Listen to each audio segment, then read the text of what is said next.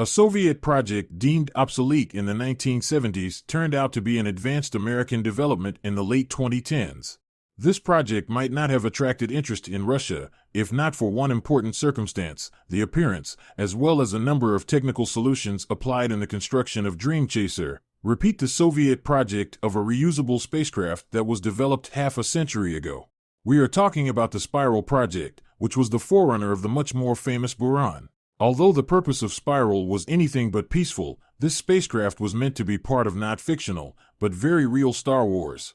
3 weeks after the first artificial Earth satellite entered orbit, the United States began preparing a response. It was not about launching its own artificial moon, but about creating a combat spaceplane. The X-20 Dinosaur was conceived as a space interceptor reconnaissance bomber. In addition to reconnaissance, it was supposed to destroy enemy satellites and, making dives into the atmosphere, carry out bomb strikes on ground targets. Of course, this referred to nuclear bombing. When the USSR learned what the Americans were working on, the country's leadership set the task of creating a similar combat spaceplane. Thus the project called Spiral was born. The spaceplane was to be put into orbit using a hypersonic booster aircraft and a rocket stage. Landing was planned in the mode of a conventional aircraft. After the formation of the general concept at TSNII-30 of the Air Force, the task was transferred to the Design Bureau OKB-155 of Artem Mikoyan. Gleb Lozino-Lazinski was appointed head of the Spiral project. The military wanted to get a spaceplane that could perform several tasks at once. Therefore, the developers provided for several modifications of the spaceplane right away: reconnaissance, interceptor, space bomber. The last role deserves special mention. The Soviet spaceplane was being prepared for attacks on potential enemy aircraft carrier groups. Armed with a nuclear warhead space-to-Earth missile, the spaceplane was supposed to attack the target already on the first orbit. Even a 200-meter missile deviation from the target ensured guaranteed destruction of an enemy aircraft carrier. The creators of Spiral were also preparing for the battle of spacecraft in orbit. In addition to armaments, a unique capsule was being developed for the Soviet spaceplane, in which the crew was supposed to be rescued in the event the ship was hit by the enemy. The ingenious Bast-Chu. The Spiral project was being developed at a time when computer technology was far from perfect. Therefore, many solutions that are now entrusted to computers had to be found in other areas. Overcoming the dense layers of the atmosphere during descent posed an enormous problem. Critically important areas were protected by means of special heat shielding, which was later refined during the creation of Buran. But that wasn't enough. In the 1960s, it was almost impossible to control the descent so that the oncoming airflow touched only the areas protected by the heat shield. And then Gleb Lozino-Lazinski proposed equipping Spiral with folding wing consoles. The self-balancing system worked as follows. At the moment when the speed reached its maximum during descent from orbit, the consoles of the triangular wings automatically folded, exposing the protected nose and bottom to the blow. The fuselage of the spaceplane was made according to the load-bearing fuselage scheme with a strongly blunted triangular tail shape in plan view. Looking at his brainchild, one of the creators unexpectedly said, "Now that's a Bast-Chu." And so it went. The combat spaceplane was affectionately called Lapid or Space Lapid by its developers. Titov's team, who was supposed to pilot the space attack aircraft. While the designers were developing the spaceplane, they began preparing its future pilots. In 1966, a group working on the Spiral topic was formed at the Cosmonaut Training Center. The most famous member was the second Soviet cosmonaut German Titov. The group also included future cosmonauts Vasily Lazarev and Anatoly Filipchenko.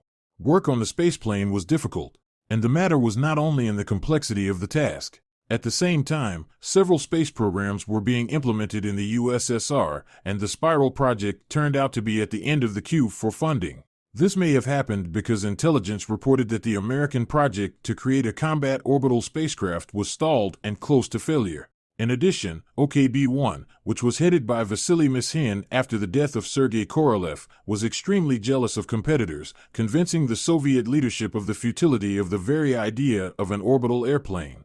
In 1969, there was a reorganization at the Cosmonaut Training Center, and the group of pilots working on the Spiral theme was joined by youth: Leonid Kazim, Vladimir Zanabekov, Yuri Romanenko, Vladimir Lyakov. They will all go into space, but will not become Spiral pilots. How Spiral was replaced by Buran. Starting in 1969, suborbital prototype vehicles called BOR, Unmanned Orbital Rocket Glider, began to be launched as part of the project. 3 modifications of the BOR vehicles represented 1:3 scale models. 7 launches were carried out, of which 2 were completely successful. In 1973, the division of the Cosmonaut squad that worked on the Spiral project was disbanded in connection with the closure of the project. The paradox, however, is that at this time, government circles were already discussing the need to create a reusable space system in the USSR. In 1976, the Minister of Defense of the USSR Dmitry Ustinov approved the terms of reference for the development of such a system, and the need was explained by the fact that earlier such work had been started. In the USA, a decade later, the Energia Buran program situation repeated itself exactly, only now the response to the Space Shuttle program. A research and production association called Malnia was created to work on the project, headed by Gleb Lozino-Lazinski. Spiral itself was considered a morally obsolete project that did not meet the latest requirements of the time. BOR-4, how the Soviet secret was handed over to the Americans. However, experts believe that many of the solutions used in Spiral were much more successful than those later used by both the Americans and our designers in creating the Buran system. The Spiral prototype did make it into space, more than once in fact. In 1979, the BOR-4 vehicle was created, which was a dimensional and weight model of Spiral at a scale of 1:2. In 1982 to 1984, BOR-4 made 4 orbital flights. For publication, the launches of the vehicle were encrypted under the names of satellites of the Cosmos series. After one of the flights, BOR-4 splashed down in the Indian Ocean, where not only Soviet military ships were waiting for it, but also representatives of the Royal Australian Navy, who took a huge number of photos of the Soviet vehicle. The photos were passed on to the CIA, from where they migrated to NASA. After analyzing, American engineers were delighted. They recognized the design solutions of their Russian colleagues as brilliant, so much so that they were first virtually copied in the HL-20 orbital plane project, which was not implemented in the 90s and now migrated to Dream Chaser. There is no need to resent the Yankees. What we didn't need, they successfully use. All that remains for us is to bite our elbows and regret missed opportunities.